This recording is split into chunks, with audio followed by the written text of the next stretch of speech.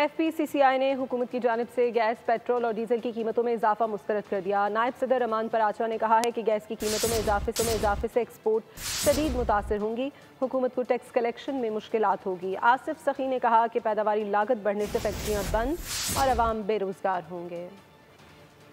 चीज़ की सहूलत नहीं दी जा रही। इंफ्रास्ट्रक्चर बिल्कुल यहाँ पे तबाही के दिखाने पे खड़ा हुआ है। और उसके अलावा हम पहले ही रिलीफ मांग रहे थे कि इस बजट में हमें कोई बड़ा रिलीफ चाहिए। बड़ा रिलीफ तो नहीं मिला, लेकिन और अभी जो खबरें आ रही हैं उसके ऊपर आपने टैरिफ बढ़ा दिया है गैस का, और उसके अलावा आपने एक पेट्रोल की कीमतें भी बढ़ा दी हैं। और आप सोचें कि पेट्रोल का जो इम्पेक्ट आएगा पूरी इंडस्ट्री पे, पूरे लोगों पे, आम सारिफ पे, वो कितना मुश्किल होगा। पहले ही लोगों का चूल्हा जो है चल नहीं रहा और इतनी प्रॉब्लम हो रही है, ज़बरदस्त किस्म की बेरोजगारी है। हमारी डिमांड थी कि गैस के रेट कम किए जाएं, पर यहाँ तो हुकूमत ने और बढ़ा दिए, पेट्रोल के रेट बढ़ा दिए। तो ये तो अभी कॉस्ट ऑफ डूइंग बिजनेस हमारा बहुत बढ़ जाएगा। अब ये मज़ीद महंगाई होगी तो मेरे को तो समझ नहीं आता ये हुकूमत की पॉलिसी क्या है।